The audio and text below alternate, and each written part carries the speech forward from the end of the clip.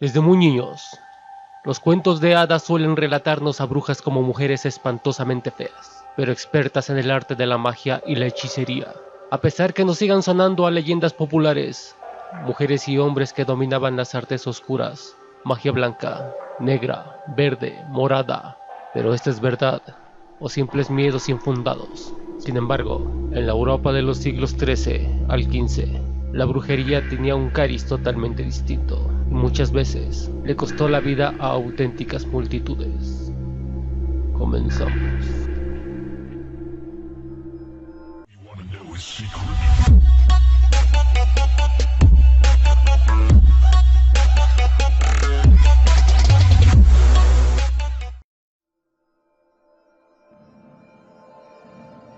En la Edad Media, 476, fecha de la caída del Imperio Romano en Occidente, y el año 1453, en que cayó el Imperio Romano de Oriente, aunque su influencia se extendió, aunque menguada, hasta el siglo XVIII, en la era del oscurantismo, en la que la religión católica controlaba casi todos los aspectos de la población. La oscuridad de la mente humana se hacía palpable ante la imposibilidad de cuestionar los dogmas religiosos, verdades reveladas que no admitían crítica ni posibilidad de prueba. La Iglesia adquirió en esta etapa un inmenso poder que trascendía el ámbito religioso, así como la adopción del cristianismo hacia fines de la Edad Antigua, durante el mandato del emperador Teodonicio, a través del Edicto de Tesalónica, el 24 de noviembre del 380, significó un gran proceso, humanizando las costumbres. En la Edad Media se produjo un gran retroceso científico, al impedirse elaborar teorías que pudieran contradecir los dichos bíblicos. El derecho a la libre expresión de las ideas fue coartado al punto tal que muchos que se atrevieron a ejercerlo terminaron condenados por los tribunales de la Inquisición. El centro de las preocupaciones humanas fue Dios, teocentrismo, y hacia allí deberían dirigirse todas sus acciones para lograr una vida virtuosa de un hombre que llevaba en su propia esencia el pecado original, con derecho a una vida plena solo en el más allá. En el siglo XI se organizaron las cruzadas contra los turcos seleucidas, que impedían los peregrinajes hacia Tierra Santa, y así en nombre de la fe se gestaron muchas luchas encarnizadas contra los infieles, con el fin de unificar la cristiandad, un mundo cristiano y un pensamiento cristiano. Pusieron al hombre y sus ideas de rodillas ante Dios. La búsqueda de la verdad científica no era necesaria ante la existencia de la única verdad posible, la revelada por el Creador. Esto hizo que la Guerra Santa fuera más bien la santa masacre impuesta. Todas las culturas que tenían su propia religión, sus propias costumbres, eran convertidas al cristianismo, o en el peor de los casos, eran aniquiladas. Templos destruidos, costumbres cambiadas, dioses olvidados, y aquellos que aún conservaban las religiones de la antigua Grecia vieron cómo eran transformados sus dioses en demonios y sus costumbres en actos impuros, blasfemos, ahitos de maldad. La prueba más yaciente es en que Pan, semidios de los pastores y rebaños de la mitología griega, era especialmente venerado en Arcadia, a pesar de no contar con grandes santuarios en su honor. En la mitología romana se identifica a este dios como un fauno. Era también el dios de la fertilidad y de la sexualidad masculina, dotado de una gran potencia y apetito sexual. Sí, este mismo semidios, el mismo que viste en la película infantil Hércules, es la misma imagen a la que la religión católica denominó como el mismísimo diablo.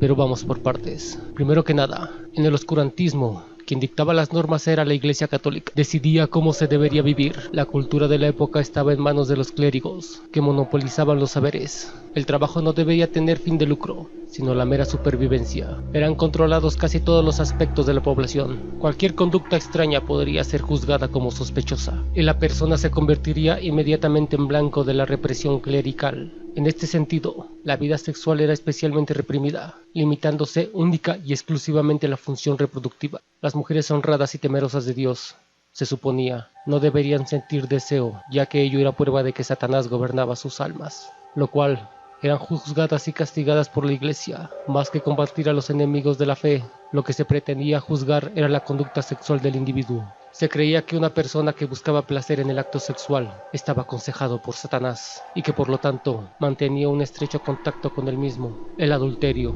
las relaciones extramaritales, la violación e incluso que una mujer sintiera placer en las relaciones sexuales con su marido era motivo de sospecha. No tardó en surgir el término de bruja. Se cree que la palabra bruja tiene un origen muy antiguo, prerromano, siendo su origen muy discutible. Algunos autores creen que deriva de brixu, palabra celta que significa magia. El equivalente a bruja en latín es maleficae, maléfica.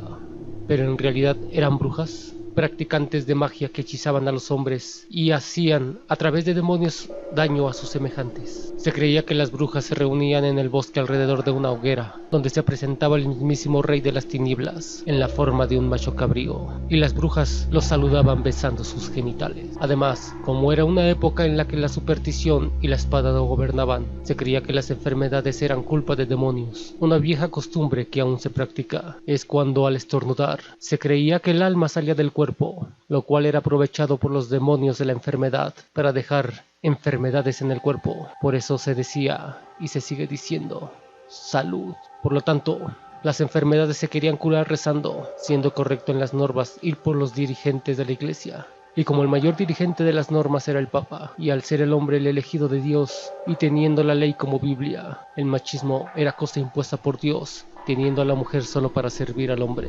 Esto dio como resultado que muchas sanadoras, hierberas, comadronas fueran acusadas de ser brujas, pues sus habilidades les otorgaban gran reconocimiento en las comunidades, que muchos de los líderes políticos y religiosos no veían con buenos ojos. La época era eminentemente machista, y la simple existencia de un campo donde las mujeres tuvieran una posición de dominio era visto como una amenaza contra el status quo. Por ello, muchos sacerdotes alimentaron auténtica psicosis en varios pueblos, en donde literalmente cientos de mujeres fueron linchadas o llevadas a la hoguera por la más mínima sospecha. Fue entonces que la Iglesia Católica tomó cartas en el asunto, tratando de cortar tales prácticas por lo sano, e instituyó el Santo Tribunal de la Inquisición, fundado por el Papa Gregorio IX en 1233, para eliminar sistemáticamente a todos aquellos que practicaban la brujería. A partir de esta declaración hecha por Juan XII en el año 1327, se desató una furiosa persecución en contra de toda persona que despertara la más ligera sospecha, sin importar la alineación de la víctima. Aquí ya la mujer ya no era exclusiva de la brujería, sino también los hombres.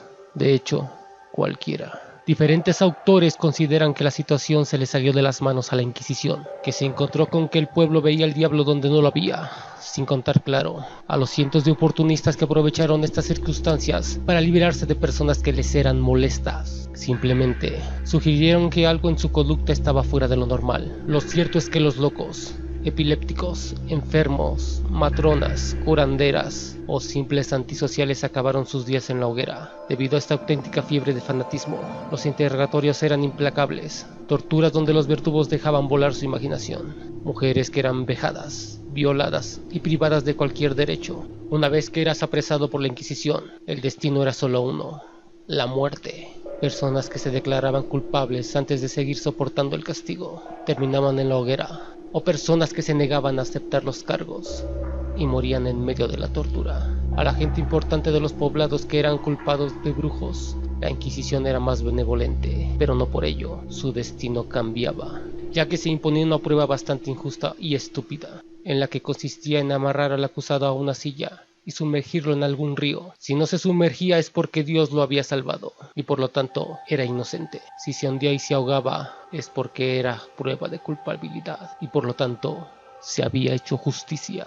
En 1468, dos predicadores alemanes publicaron el Malefus Maleficarum, el martillo de las brujas, un posible tratado sobre las brujas, uno de los libros más oscuros y nocivos para la historia de la humanidad. En realidad, el Malleus Maleficarum nunca fue oficialmente aprobado. De hecho, lo único a nivel oficial, Heinrich Kramer, conocido también como Heinrich Institutores, y Jacob Sprenger, sus autores, consiguieron, fue un decreto papal de Inocencio VIII, emitido el 5 de diciembre de 1484, decreto que les otorgaba poderes para procesar brujas en Alemania, y que había sido emitido antes de que el libro fuese escrito, y sus siniestros métodos divulgados. No obstante, a pesar de que los dos inquisitores colocaron dicho decreto dentro del libro, como para dar la idea de que el Papa aprobaba las atrocidades que ellos desarrollaban a lo largo de las páginas del Malleus Maleficarum. Previamente a todo lo anterior, en mayo de 1487, los dos inquisitores presentaron su obra a la Facultad de Teología de la Universidad de Colonia. Como era de esperarse, los clérigos de la universidad rechazaron la obra por ilegal, por carente de ética, por tener una demonología que no concordaba del todo con la doctrina católica. Lejos de rendirse, Cramen tuvo la maquiavélica osadía de no solamente publicar el libro, sino también incrustar una falsa nota de apoyo por parte de la Universidad de Colonia. Pese a que poco después de su publicación, la Iglesia proscribió el libro. Entre 1487 y 1520, la obra fue publicada unas 13 veces, y entre 1574 y 1669 se le publicó de nuevo unas 16 veces. Naturalmente, la abundancia de publicaciones se debió en parte, o al menos en comienzos, a que muchos ignoraban la desaprobación oficial y se fiaban de la falsa nota de Cramen, aunque en etapas posteriores su difusión prosiguió debido a la gran sed popular de soluciones contra la brujería. Cramen fue denunciado por la Inquisición en 1490, pero a pesar de todas estas dificultades, el autor pudo llevar una buena vida, pues fue solicitado en 1495 para dar clases en Venecia, y el 31 de enero de 1500, el rey Alexander VI lo nombró nuncio apostólico e inquisidor de Bohemia y Moravia, dedicándose a partir de eso a perseguir la secta de disidentes valdeneses y brujos picardos. Poco después, Cramen falleció en el año 1505 en Bohemia. Esta jamás reconoció que el martillo de las brujas fuese usado por sus fieles, pero la iglesia protestante sí lo usó para sus juicios de brujas. Es así que en la gran medida se explica, más allá de lo anterior dicho, el por qué se difundió tanto el libro pese a la prohibición del clero católico, y no resulta extraño que fuese la iglesia protestante la principal responsable de llevar a la práctica las brutalidades del Malleus Maleficarum, ya que, como es sabido, la iglesia protestante es mucho más radical que la iglesia católica, en tanto que aboga por una interpretación mucho más literal de las escrituras, tiene una actitud mucho más moralista, y sus seguidores han sido y siguen siendo individuos llenos de fervor, fanatismo y actitudes de consideración moral hacia los otros. Los que más aplicaron este libro en los juicios fueron los protestantes, los llamados puritanos, los mismos que trajeron el libro a América y provocaron el fatídico caso de las brujas de Salem. A la publicación y ejecución del libro, la cosa se volvió una auténtica locura. En ella se aplicaban las torturas más horrendas y que en el Malleus se aconsejaba: no dejarás viva una bruja. Así se quemaron legiones de mujeres en la hoguera y empezaron a aparecer brujas hasta por debajo de las piedras. Bastaba con ser fea para decir que había sido hechizada por Lucifer, demasiado hermosa, y te acusaban de ser hechicera de los hombres para obligarlos a pecar. No se te podía ver arrojando agua para aplacar el polvo, porque ya eres acusada de invocar una tormenta. En el libro se describe la creencia, y sí, lo cito, pongo entre comillas, la creencia de cómo se podía identificar a una bruja. Cosas tan estúpidas como ser fea o demasiado hermosa. Cuáles eran sus costumbres, ya sea mediante relatos de personas o mediante las confesiones entre los testimonios de testigos. Este es uno de los fragmentos más absurdos del Malleus Maleficarum. ¿Qué cabría pensar de semejantes hechiceros? Que coleccionaban órganos viriles en gran número, tanto como 20 o 30, y los colocaban en nidos de pájaros, o los encierran en cajas, donde se mueven como miembros vivientes y se nutren de avena y maíz. Todo es obra del demonio y del engaño, ya que cierto hombre me dijo que, cuando perdió su miembro, fue a ver una conocida bruja para solicitar que se lo restituyera. Le dijo al afligido hombre que subiese a un árbol determinado y tomase el que le gustara más del nido, en el cual había varios miembros. Y al elegir uno grande, la bruja le dijo: no debes coger ese, y añadió: porque pertenece a un cura de la parroquia. Sí, todos los sacerdotes tienen un miembro viril enorme. Y los testimonios dados por brujas mediante interrogatorios. Este manuscrito acusaba a las brujas de practicar infanticidio, canibalismo, realizar hechizos malvados para lastimar a sus enemigos, y también les atribuían el poder de causar impotencia en los hombres y distintas enfermedades. Pero aquí cabe mencionar que todos los interrogatorios eran absolutamente guiados. Una muestra de un interrogatorio inquisitorio era cuando las acusadas no podían soportar más la tortura y aceptaban ser brujas. Les preguntaban: ¿eres bruja? Sí. ¿Has hecho pacto con el maligno? Sí. ¿Qué cosas has hecho en nombre del maligno? No lo sé. Aquí se aplicaba castigo por no responder. ¿Qué cosas has hecho en nombre del maligno? No lo sé. Aquí los interrogadores empezaban a guiar a la acusada. Preguntas sacadas solamente por su creencia o imaginación. Algo como: ¿es verdad que el maligno te dijo que comieras niños? Y al aplicarse nuevamente el castigo, la acusada o acusado respondían afirmativamente. Y a partir de aquí, cualquier cosa que le preguntaras al acusado, iba a responder que sí, que coleccionaba miembros viriles, que volaba en escobas, que bailaba con el diablo por las noches, que ella mató a Colosio. Otra cosa que se afirmaba rotundamente como cierto era el hecho de que existían los aquelarres, o llamadas misas negras, en las que se menciona que las mujeres bailaban alrededor del fuego para llamar a su señor, y que lo saludaban, ya no besándolo en sus genitales como se creía antes, sino ahora en su ano. También ya no era exclusivo de las mujeres, sino ahora también participaban hombres, y antes las mujeres solo copulaban con el macho cabrío, ahora era una total orgía, todos contra todos. Bien, ¿por qué cambió esta creencia? Esto pudo estar basado en las antiguas creencias, como el del semidios Pan, en el cual era también el dios de la fertilidad, y las parejas que quisieran tener un hijo iban al bosque a ofrecerle una ofrenda a Pan y tenían relaciones ahí. Esto también pudo ser deformado de las costumbres de los paganos, de los pueblos no conquistados por los cruzados. Por ejemplo, los celtas consideraban que la naturaleza tenía vida propia y siempre elegían escenarios tales como bosques o montañas para llevar a cabo sus ceremonias. Uno de los rituales más conocidos de esta cultura era el de la fertilidad.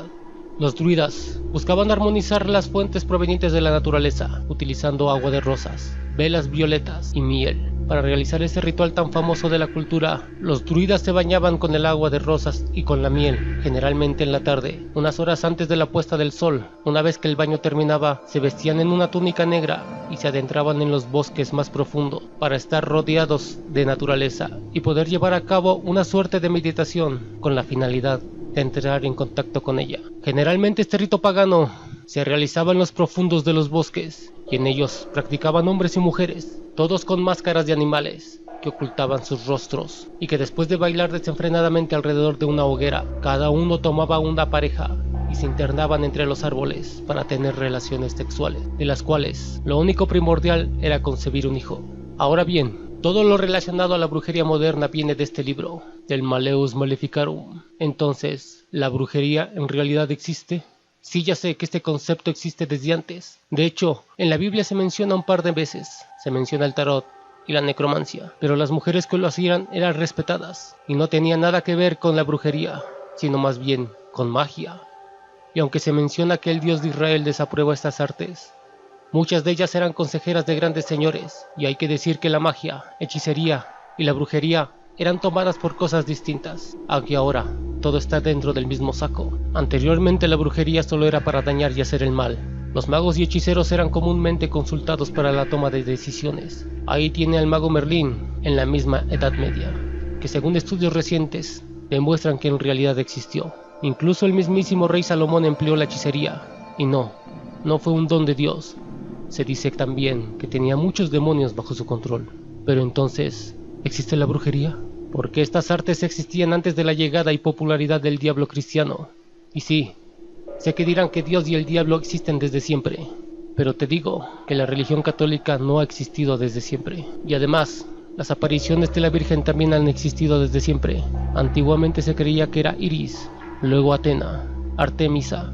Incluso, aquí en la antigua Tenochtitlán, antes de la llegada de los españoles, hubo la aparición de una mujer hermosa, que se creía era la diosa Cihuacóatl.